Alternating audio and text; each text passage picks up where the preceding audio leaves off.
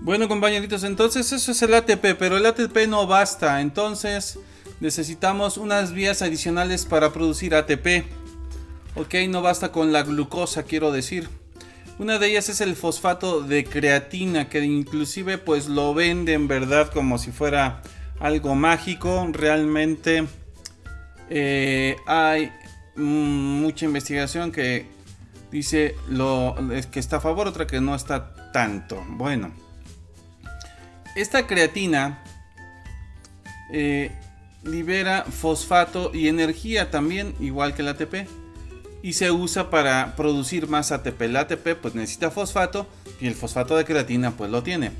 Entonces al tener más fósforo pues tú produces más ATP. La mayoría de la creatina formada se usa para volver a sintetizar fosfato de creatina, y la que no se usa se convierte en el producto de desecho creatinina, que es excretada por los riñones.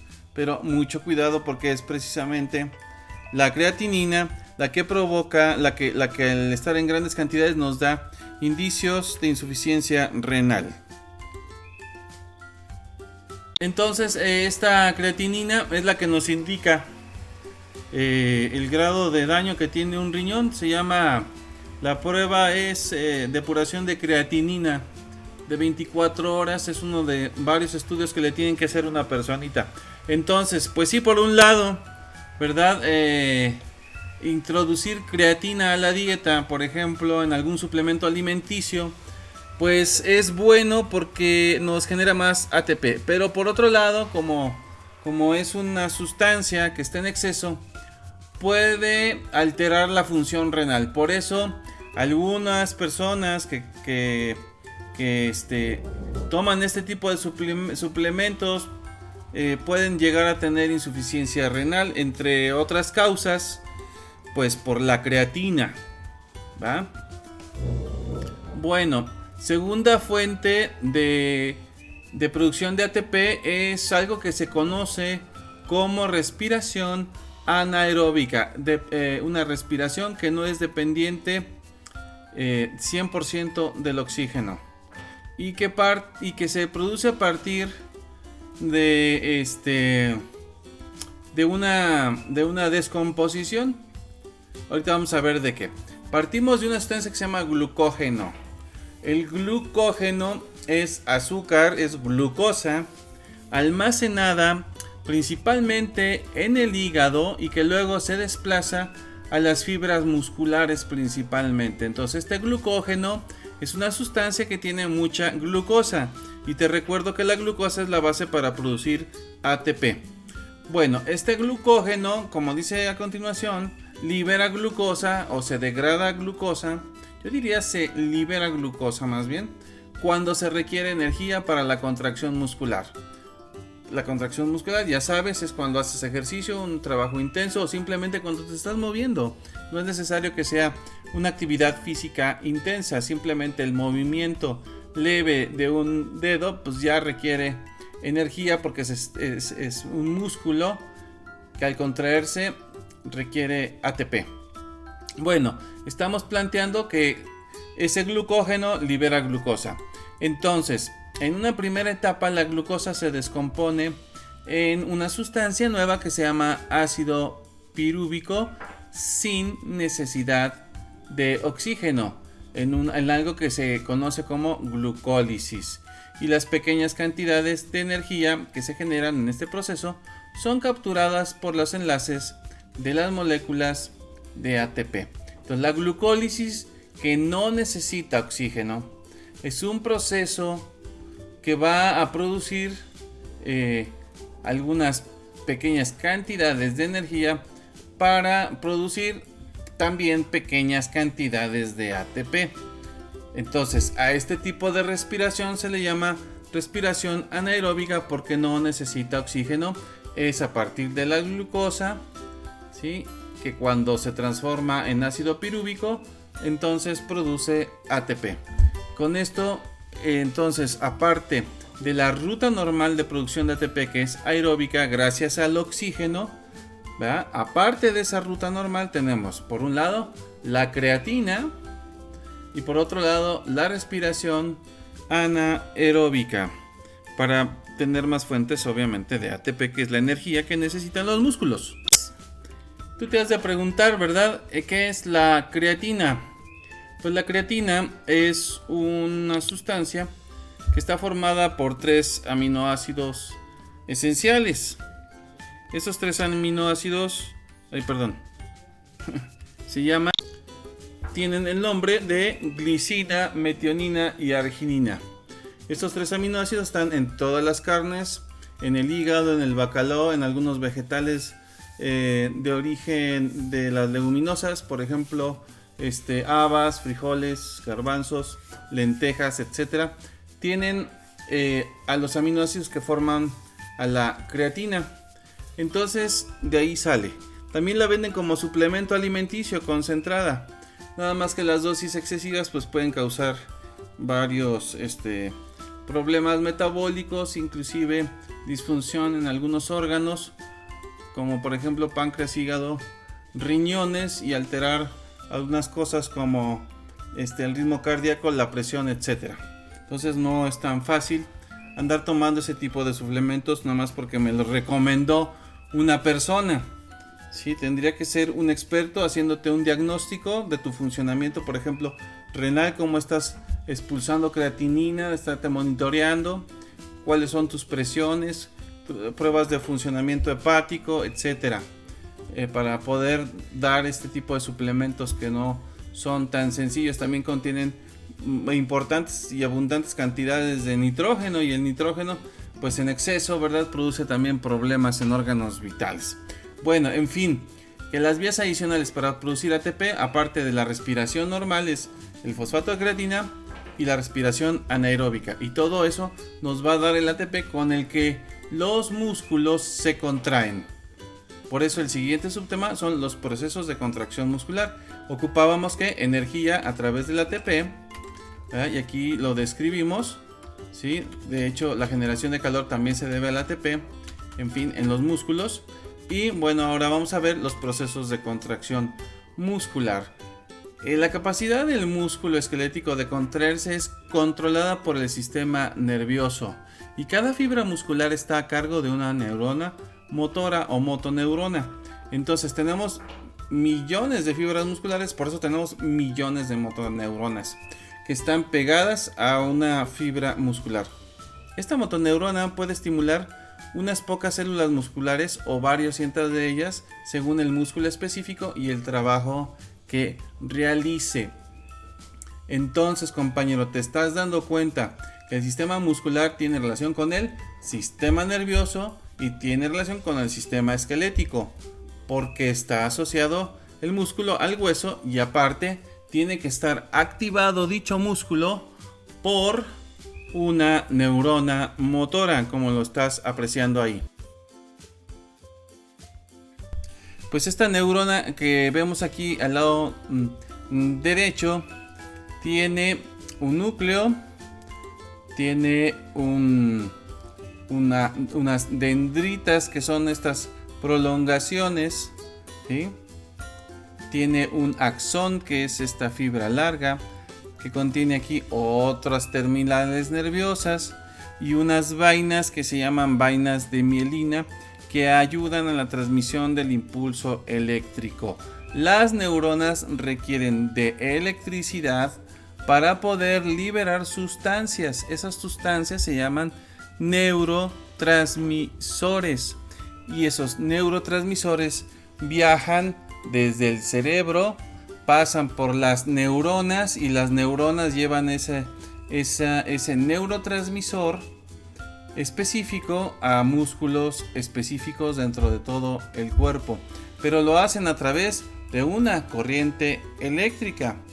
Para poder activar esas corrientes eléctricas, bueno, pues el sistema nervioso tiene varios generadores, y tiene estas vainas de mielina que regulan la transmisión de ese impulso eléctrico. Cuando estas vainas se dañan, pueden sobrevenir algunas alteraciones del sistema nervioso que van a hacer que los músculos se contraigan y se expandan o queden colapsados de manera irregular. Entonces, bueno, aquí estás viendo de manera general una neurona. No está esquematizada, es un simple dibujo, no tiene nombres. Pero bueno, entonces se llamaría esta parte núcleo, el cuerpo principal se llamaría axón. ¿Sí?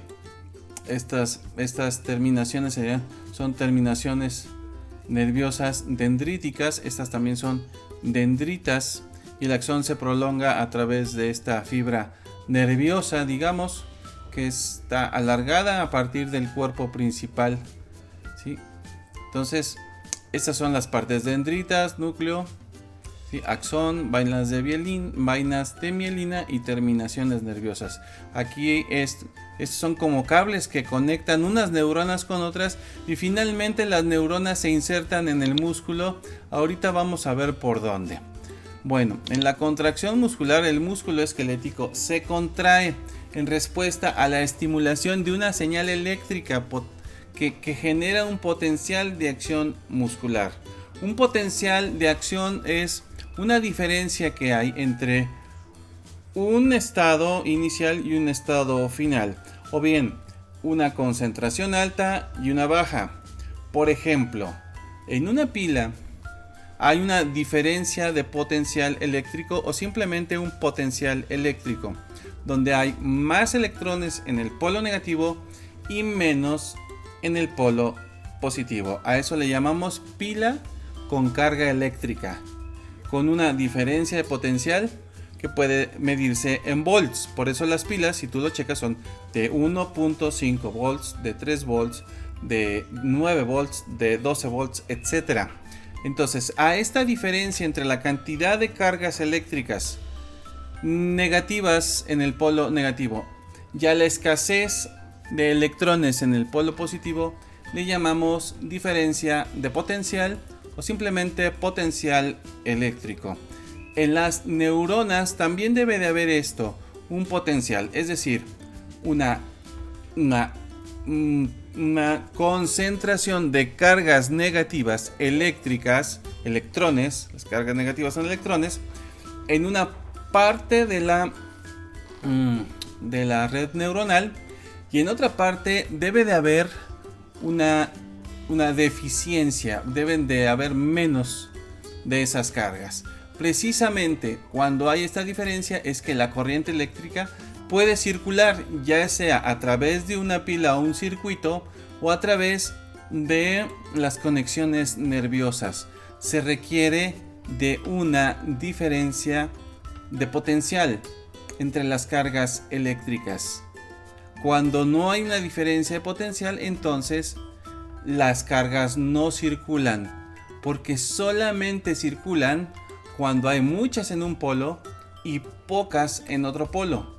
Al polo donde hay muchas cargas eléctricas negativas le llamamos así, polo negativo. Y al polo donde hay muchas cargas positivas, donde hay pocas cargas negativas, se le llama polo positivo. Entonces, simplemente por esa diferencia, las cargas fluyen del lado donde hay más a donde hay menos.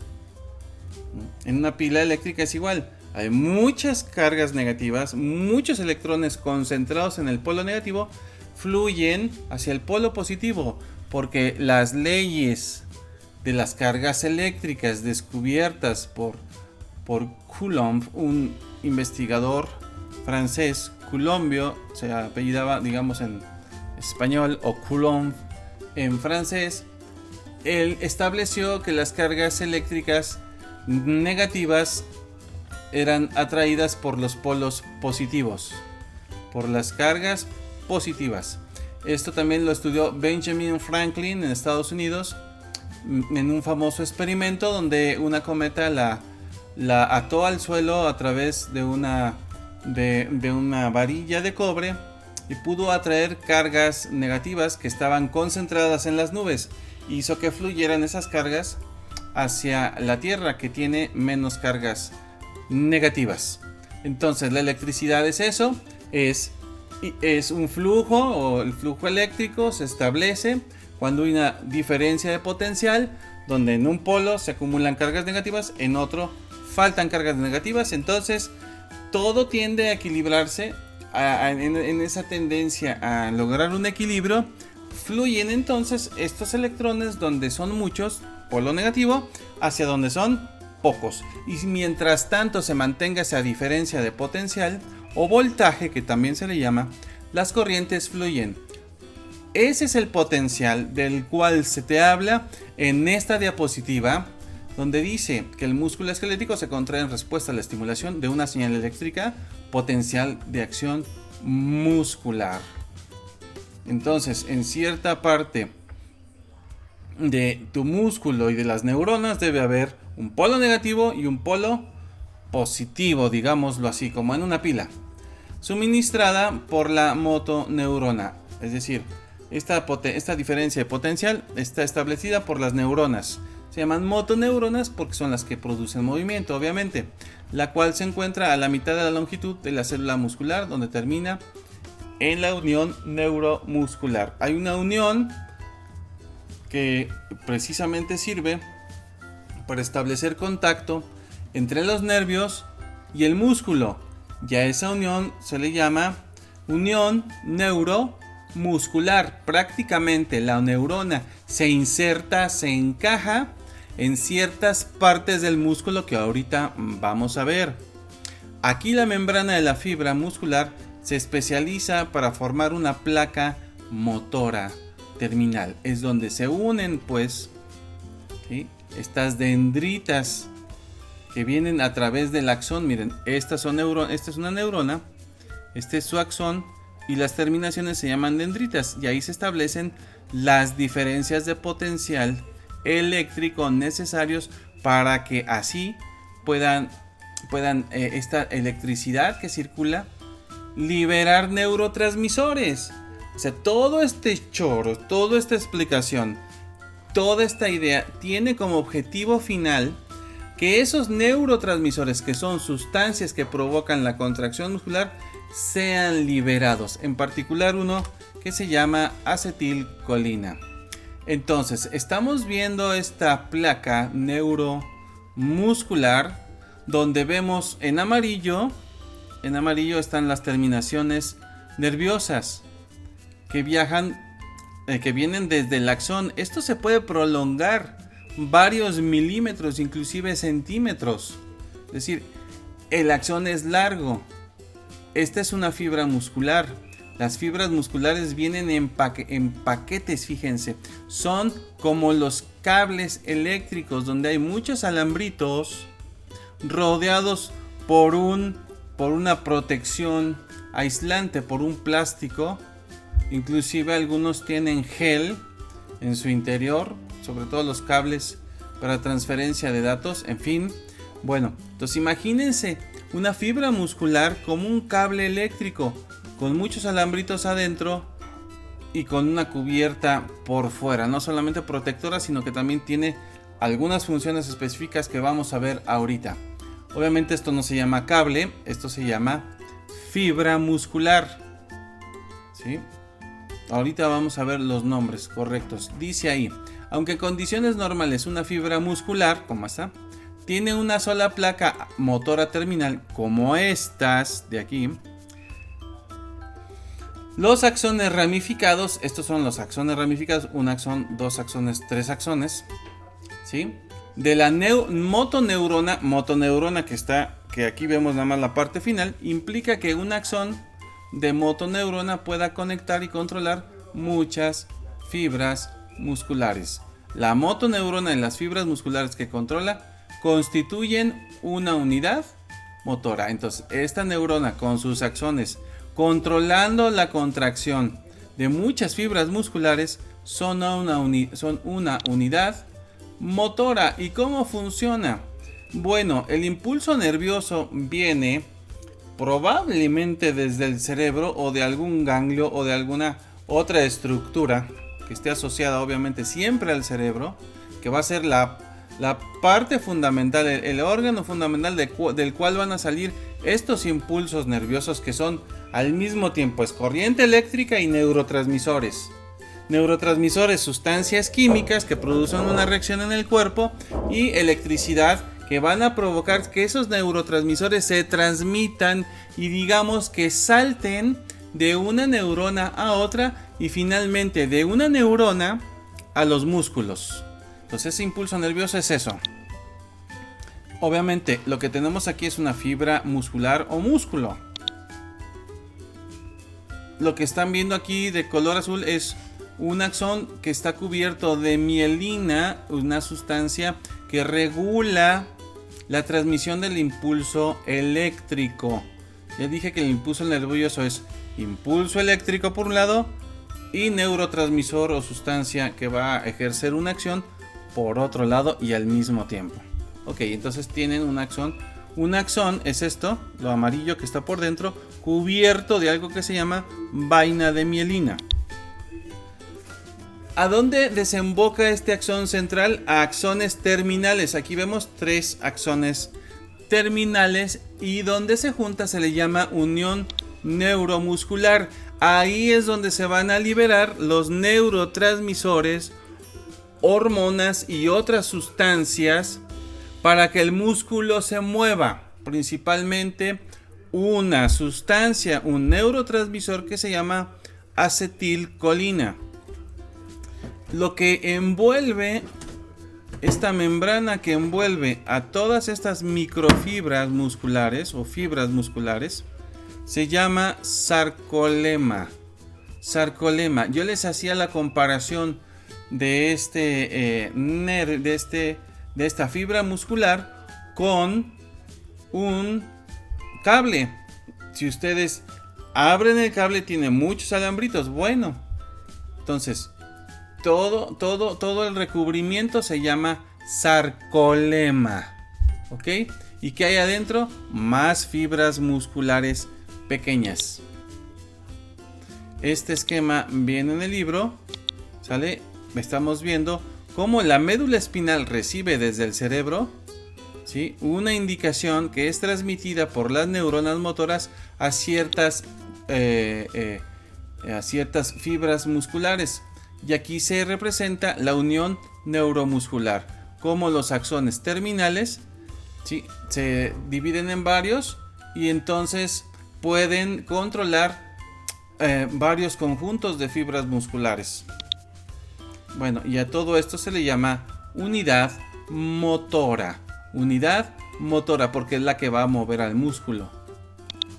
Bueno, eso está en el libro, pero todavía viene más a detalle lo siguiente. Cuando un impulso nervioso llega a las terminales del axón, el neurotransmisor acetilcolina, que es una sustancia que les mencioné anteriormente, el neurotransmisor es una sustancia química. En este caso se llama acetilcolina, se abrevia ACH. El neurotransmisor que estimula al músculo esquelético se libera en la hendidura sináptica, un pequeño hueco que separa la membrana de la célula nerviosa de la membrana de la fibra muscular que se llama sarcolema. ¿Sí o no? La membrana, la que cubre, se llama ¿cómo? Sarcolema. Aquí va a haber una hendidura, ¿sí? Esta hendidura, ¿ok?, se llama hendidura sináptica. Se llama así porque una sinapsis es un proceso por el cual, debido a un potencial eléctrico, es decir, a una corriente que pasa por ahí eléctrica y que llega hasta la terminal del axón, libera un neurotransmisor. Ese neurotransmisor lo acabamos de mencionar, es la acetilcolina. Entonces, la hendidura sináptica y la placa motora terminal contienen una enzima, la acetilcolinesterasa, la cual degrada moléculas de acetilcolina.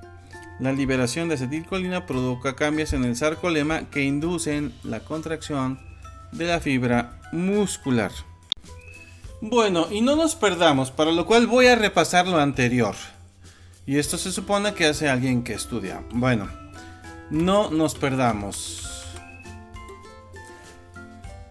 ¿Cuál es el axón? Este largo que viene desde la neurona que en su esquema fundamental pues tiene esta porción, que es el cuerpo principal del cual sale el axón. Estas son las terminales nerviosas derivadas del axón principal, sean pues también axones derivados del axón principal. Ok, esta neurona ¿con quién se conecta? Con otras muchas que también están así, y a través de sus axones comunican la información. ¿Comunican qué? Dos cosas: corrientes eléctricas y neurotransmisores. Entonces esto recibe la información de otra neurona, esta de otra neurona, así hasta llegar al cerebro. Del cerebro sale la señal por la rama eferente del sistema nervioso, ¿ok? Bueno, entonces esta es la anatomía. Aquí está la dendrita, aquí está el axón, aquí está el núcleo, aquí están las terminaciones dendríticas, por el otro lado las terminales axónicas. ¿Por qué? Porque se derivan del axón.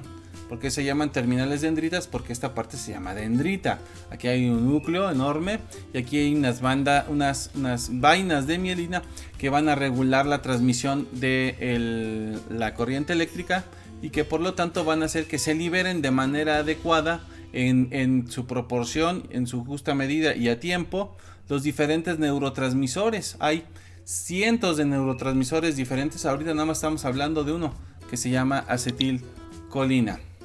Bueno, ¿qué es lo que forma? Forma una placa motora terminal. ¿Dónde? En donde se une en los axones de la neurona motora con el sarcolema de la fibra muscular. El sarcolema, que es la envoltura de la fibra muscular. No sé si han comido carne deshebrada. Vamos a hacer una comparación, aunque no es muy exacta. Cada hebra de carne se divide, de carne para deshebrar, se divide en muchas microhebras. Entonces ya lo más pequeño, digamos, que podamos obtener de esas hebritas, pues sería una fibra. No vemos el sarcolema porque obviamente esa carne ya ha sido muy cocida. Es probable que se haya degradado, pero en la carne que todavía está sin cocer y vista al microscopio, pues a lo mejor todavía hay restos, ¿verdad? Porque aparte sufre deshidratación y descomposición en cierto grado la carne que ya procede de un animal muerto, como lo sería pues una vaca, ¿no? En este caso. Bueno, entonces, ¿qué es lo que se libera? ¿Cuál es el neurotransmisor? La acetilcolina. ¿Qué le pasa a la acetilcolina cuando es liberada por estos axones sinápticos en la hendidura sináptica? ¿Qué es lo que pasa? Bueno, pues que esta acetilcolina va a activar a la acetilcolinesterasa, y esta acetilcolinesterasa va a producir, a partir de la acetilcolina, va a producir otras sustancias, las cuales van a cambiar el sarcolema, es decir, la membrana que envuelve al paquete de fibras musculares, y eso va a inducir la contracción de las fibras musculares. Como estamos estudiando, compañeros, yo me hice mi listita de palabras clave con su definición. Primer palabra clave: acetilcolina, que se abrevia ACH. Y esta acetilcolina es un neurotransmisor responsable de la transmisión de un impulso nervioso a través de la hendidura sináptica que hay en la placa neuromuscular.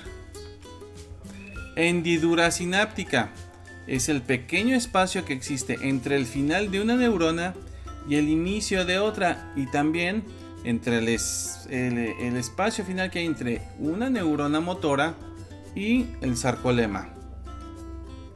Placa motora terminal es la extensión del sarcolema que se extiende hasta el interior de la fibra muscular, zona de conexión que se establece entre un nervio tipo motor del sistema periférico con el músculo que va a realizar la contracción y por ende el movimiento. Se forma esta plaquita que se mete atraviesa el sarcolema y llega a las fibras que están dentro del sarcolema, y ahí es donde se produce el movimiento. Acetilcolinesterasa, abreviatura ACHE. es una enzima que degrada a la acetilcolina.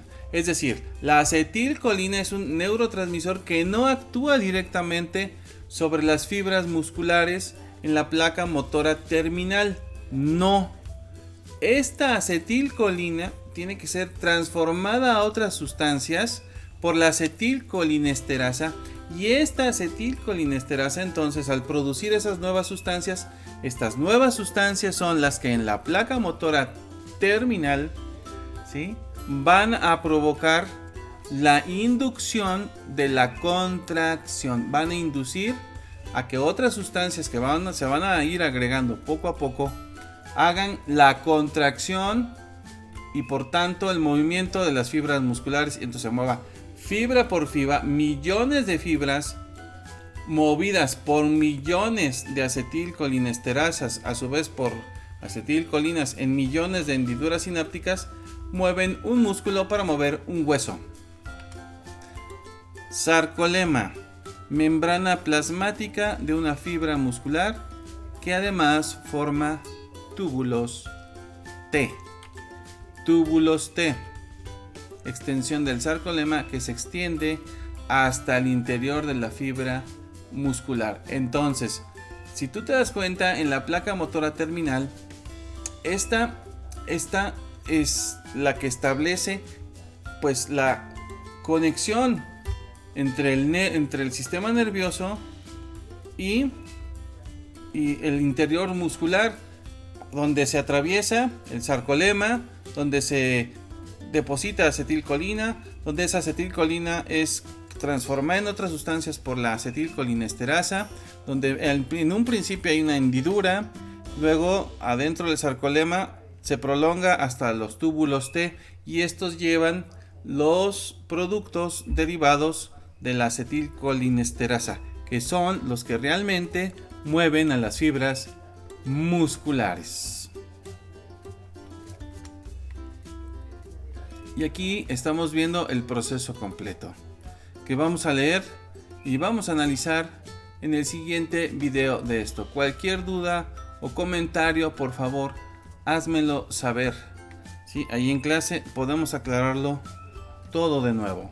Mientras piensa, razona, busca más información e imagínate lo que te estoy diciendo cuando te lo esté explicando. Una forma muy didáctica y que te ayuda mucho a comprender este tipo de explicaciones tan complejas es que lo compares con otras cosas que conozcas. O bien también puedes utilizar una técnica que es solamente escuchar lo que estoy diciendo con los ojos cerrados y tratar de hacer en tu mente un esquema. Obviamente, si no sabes nada de esto, si las palabras te suenan raras, pues repasar las palabras, ver su significado, inclusive pues ver desde antes estos esquemas, un esquema completo de una neurona, ver el sarcolema, ver la placa motora, ver cómo se extienden los túbulos T, etc. Puedes buscar más imágenes, inclusive a lo mejor las que te estoy poniendo no sean suficientes y tú necesites más. Bueno, pues trata de entenderles a todas las demás imágenes, y después que hagas todas estas cosas, vuelve a escuchar mi presentación con los ojos cerrados. Y ahora tu cerebro, con lo que ya tiene de información previa, después de haber visto este video varias veces o a la segunda vez, tú ya puedes empezar a imaginártelo todo. También se usa la memoria, pero acuérdate que siempre la comprensión es mucho mejor. Entonces, hasta aquí con este video, y en estos 4 pasos vamos a describir más detalladamente, vamos a ver cuáles son esas sustancias que se liberan a partir de la acción de la acetilcolinesterasa sobre el neurotransmisor que viene por los nervios, que se llama acetilcolina. Y eso es lo que va a mover al músculo. Los productos derivados del metabolismo de la acetilcolina por acción de su enzima acetilcolinesterasa. ¿Dónde? Pues en la placa. En la placa que contiene la placa motora terminal, que contiene por un lado los axones de los nervios motores, y por el otro lado contiene pues ya tejido muscular, parte del sarcolema y túbulos T. Bueno, compañeros, en el próximo video continuamos pues.